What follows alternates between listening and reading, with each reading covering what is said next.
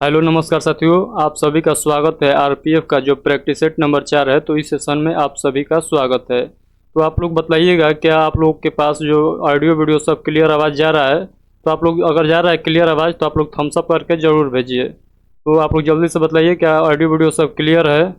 उसके बाद हम लोग प्रैक्टिस सेट को स्टार्ट करेंगे। तो एक दो स्टूडेंट का आ चुका है कि सर ठीक है, ऑडियो वीडियो सब क्लियर है, थम्स अप आ चुका है। तो चलिए हम लोग बिना किसी देरी के प्रैक्टिस सेट को स्टार्ट करते हैं। तो पहला क्वेश्चन आप लोग देखिएगा।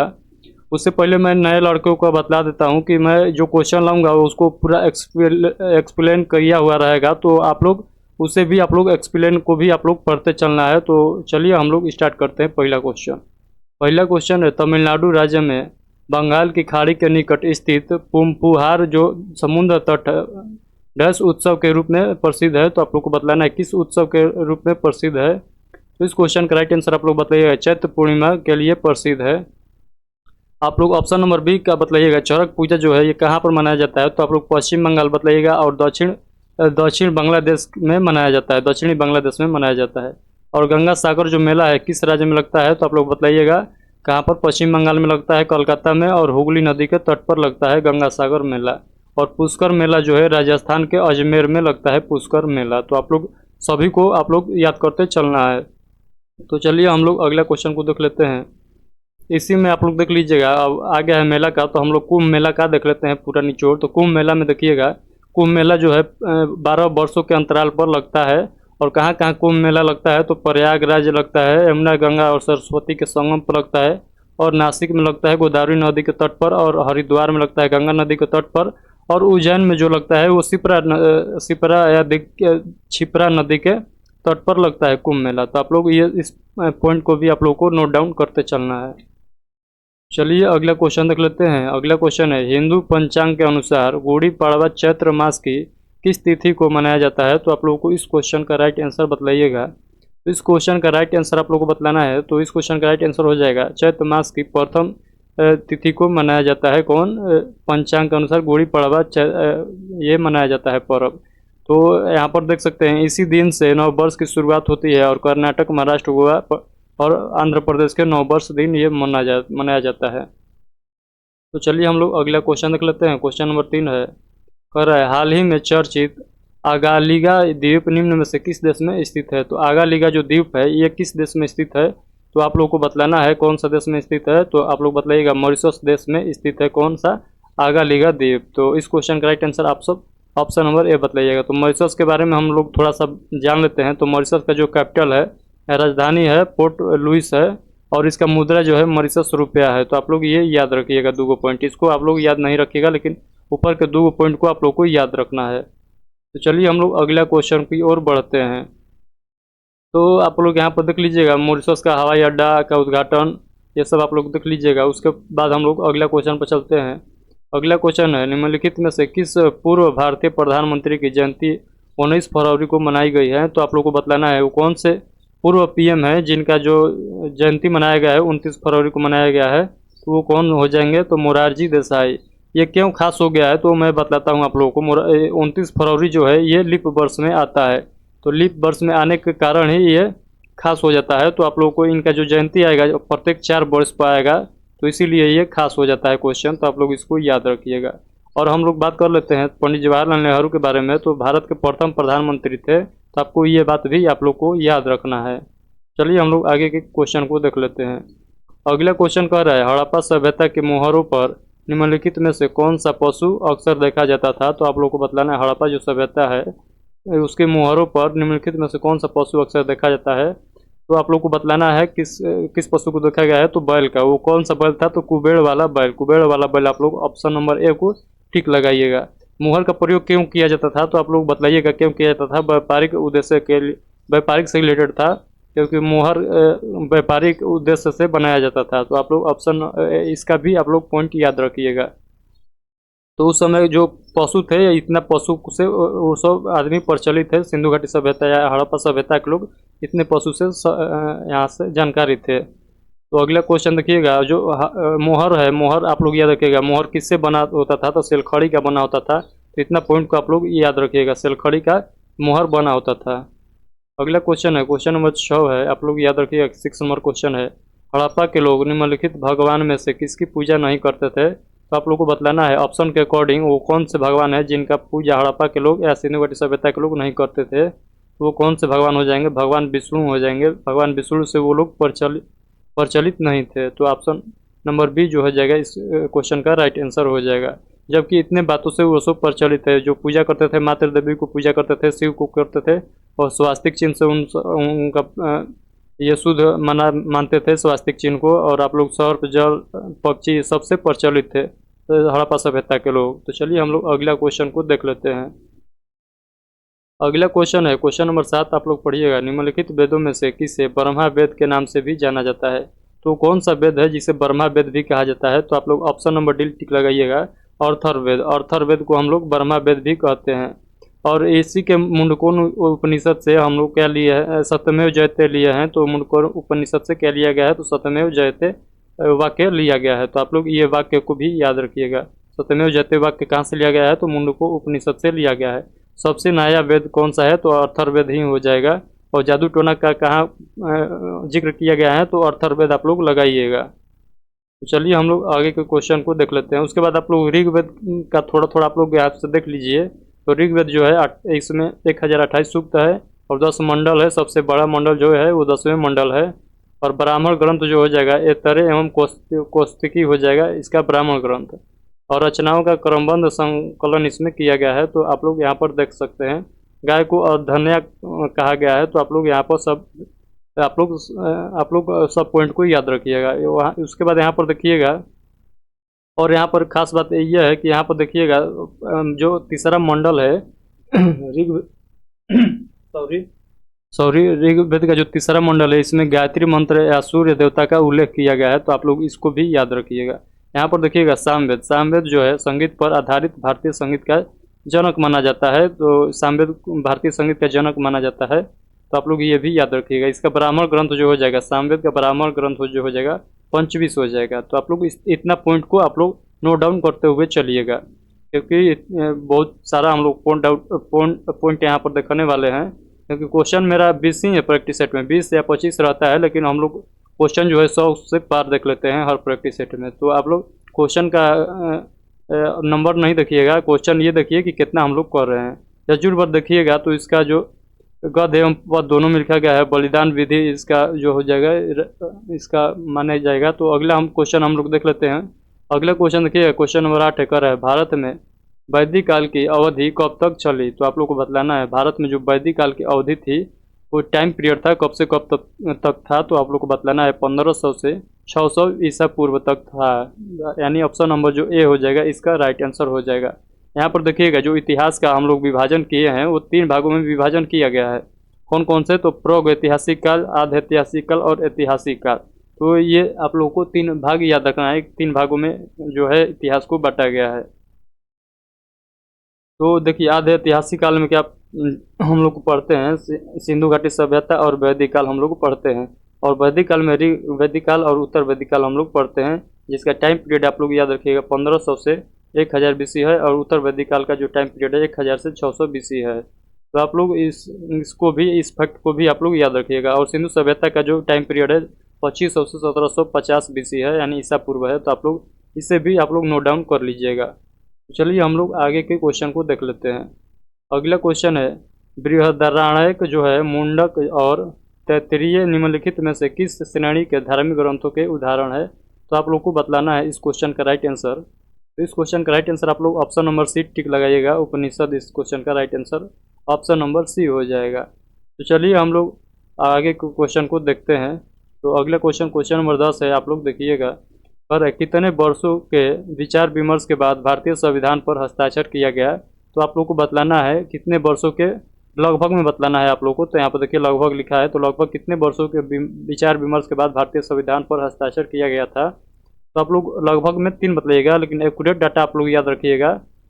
2 वर्ष 11 माह 18 दिन लगा था संविधान को बनाने में। तो आप लोग इस बात को याद रखिएगा। संविधान बनकर तैयार कब हुआ था? तो ये बात को भी आप लोग को याद रखना है। 26 नवंबर 1949 को संविधान बनकर हमारा तैयार हो गया था। तो इतना पॉइंट को आप लोग को कवर करके चलना है। अगला देखिएगा, कुल अधिवेशन जो हुआ था 11 अधिवेशन हुआ था संविधान सभा के अंतर्गत। और और 12वां संविधान संशोधन जो था वो 24 जनवरी 1950 को हुआ था। यानी हमारा संविधान लागू होने से जस्ट 2 दिन पहले यानी 24 जनवरी को संविधान संशोधन हुआ था, 12वां संविधान संशोधन। तो इससे भी आप लोग को याद रखना है।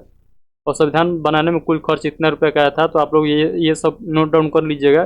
कौन अपने हाथों से लिखे थे, कितना दिन इस पर प्रारूप विचार चला था, तो आप लोग सभी ये सब पॉइंट को आप लोग याद कर लीजिएगा। तो चलिए हम लोग अगले क्वेश्चन को देखते हैं। क्वेश्चन नंबर 11 है, स्वतंत्र भारत के प्रथम विदेश मंत्री कौन थे? तो आप लोग को बतलाना है स्वतंत्र भारत के प्रथम विदेश मंत्री। तो इसका राइट आंसर आप लोग ऑप्शन नंबर सी लगाइएगा, जवाहरलाल नेहरू। जवाहरलाल नेहरू हो जाएगा स्वतंत्र भारत के प्रथम विदेश मंत्री।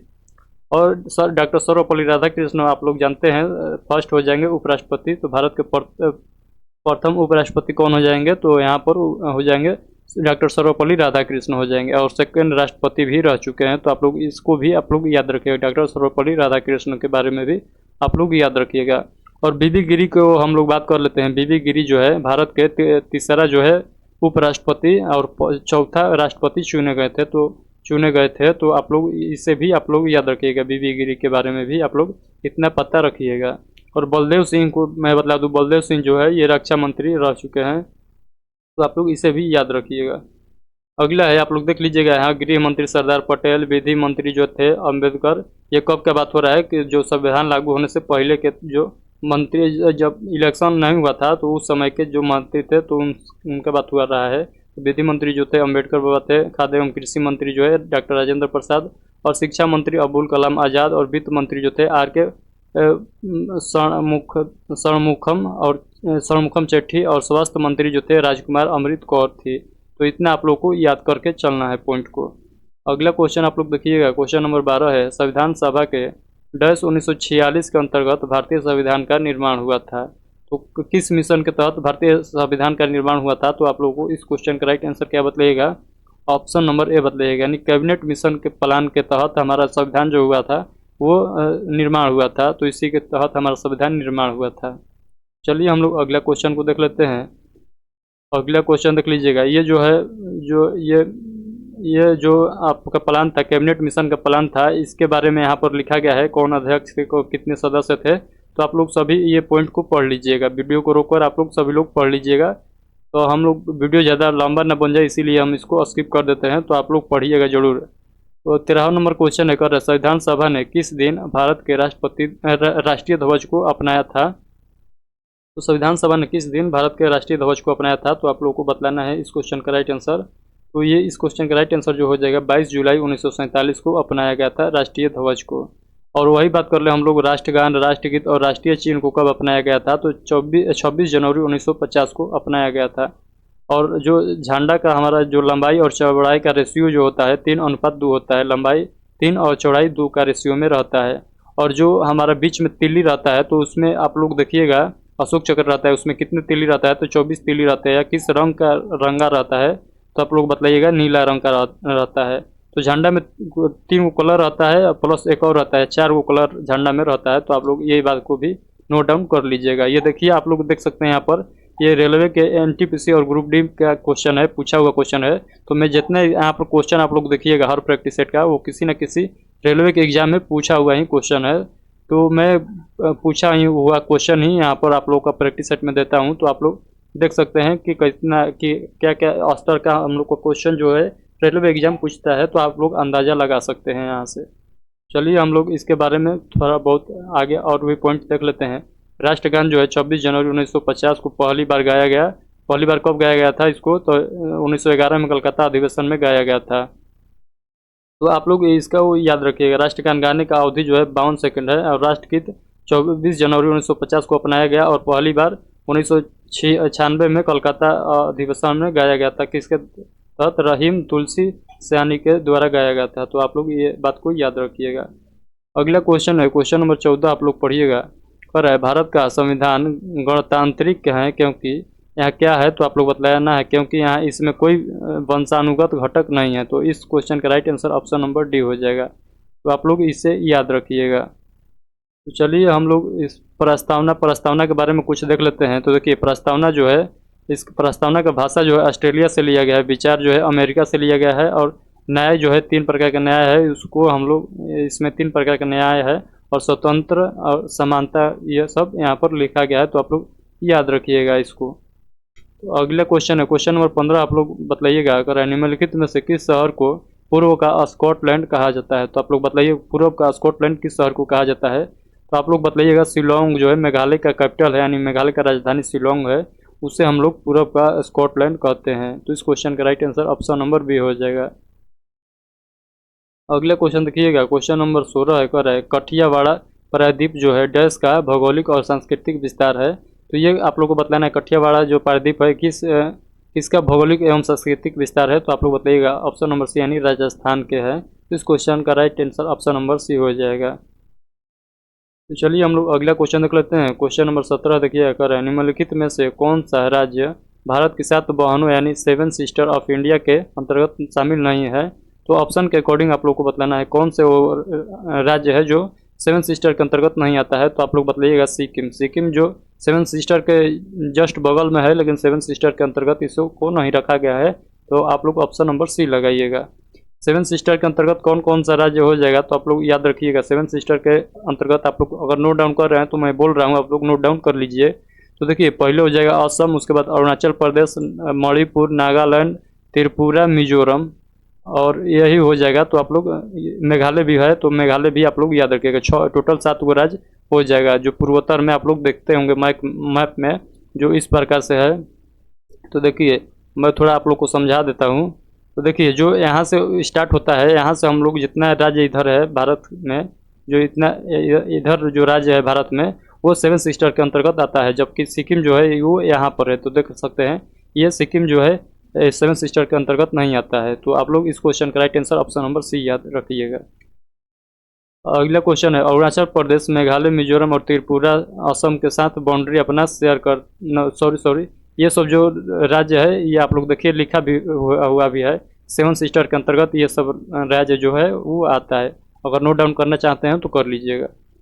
अगला क्वेश्चन है, क्वेश्चन नंबर 18 कह रहा है निम्नलिखित में से किस देश की भू सीमा भारत से जुड़ी नहीं है। तो आप लोग को बतलाना है निम्नलिखित में से किस देश की भू सीमा भारत से जुड़ी नहीं है। तो आप लोग बताइएगा तो वो कौन सा राज्य है जो भारत के साथ बाउंड्री शेयर नहीं करता है। तो आप सभी को पता होगा जो ताजिकिस्तान है, ये बहुत दूर है हम लोग से, तो हम लोग का पड़ोसी देश नहीं है। तो इसीलिए ऑप्शन नंबर डी आप लोग टिक लगाइएगा। जबकि यहाँ पर देख लीजिएगा अफगानिस्तान, बांग्लादेश, भूटान, म्यांमार, पाकिस्तान, नेपाल और चीन, इसके साथ हमारा बाउंड्री शेयर होता है। ये हमारे पड़ोसी देश हैं। तो ये इतना जो देश है ये हमारे पड़ोसी देश हो जाएंगे जिनके साथ भारत का बाउंड्री शेयर होता है। अगला क्वेश्चन देखिएगा, क्वेश्चन नंबर 19 है, भारत के इनमें से किस राज्य की सीमा महाराष्ट्र की सीमा से जुड़ी नहीं है। तो आप लोग को बतलाना है वो कौन से राज्य है जो महाराष्ट्र के साथ अपना बाउंड्री शेयर नहीं करता है। तो इस क्वेश्चन का right answer option number B हो जाएगा, उड़ीसा हो जाएगा इस क्वेश्चन का राइट आंसर। क्योंकि आप लोग देखिएगा जो महाराष्ट्र है ये पश्चिमी तट पर है, यानी यहाँ पर महाराष्ट्र है, और जो उड़ीसा है, उड़ीसा जो है वो यहाँ पर है। तो देखिए बहुत दूर दूर तक है, तो यहाँ पर इसीलिए इसका राइट आंसर जो हो जाएगा ऑप्शन नंबर बी हो जाएगा। जबकि कर्नाटक, छत्तीसगढ़ और तेलंगाना का जो बाउंड्री है ये महाराष्ट्र के साथ लगता है। तो आप लोग इसे भी याद रखिएगा। महाराष्ट्र के साथ देख लीजिए गुजरात, मध्य प्रदेश, छत्तीसगढ़, तेलंगाना, गोवा, कर्नाटक, इन सभी का बाउंड्री जो है लगता है महाराष्ट्र के साथ। अगला क्वेश्चन है, क्वेश्चन नंबर 20 आप लोग पढ़िएगा, स्वतंत्रता के पूर्व संध्या पर भारतीय अर्थव्यवस्था डैश थी। तो क्या थी, तो आप लोगों को इस क्वेश्चन का जो राइट आंसर आप लोग को बतलाना है वो कमेंट बॉक्स में आप लोग को बतलाना है। तो आप लोग कमेंट बॉक्स में इस क्वेश्चन का आंसर आप लोग को देना है। तो आप लोग कमेंट बॉक्स में ही इसका आंसर दीजिएगा। तो आज का सेशन कैसा लगा आप लोग कमेंट बॉक्स में ज़रूर बताइएगा, क्योंकि उसी से हमारा जो है एनर्जी जो है बना रहता है, ताकि आगे के प्रैक्टिस सेट को कराने के लिए। तो आप लोग अपना जो है राय कमेंट बॉक्स में ज़रूर दीजिएगा। तो चलिए मिलते हैं इसके प्रैक्टिस सेट नंबर 5 में। तब तक के लिए इसको इतना ही स्टॉप करते हैं।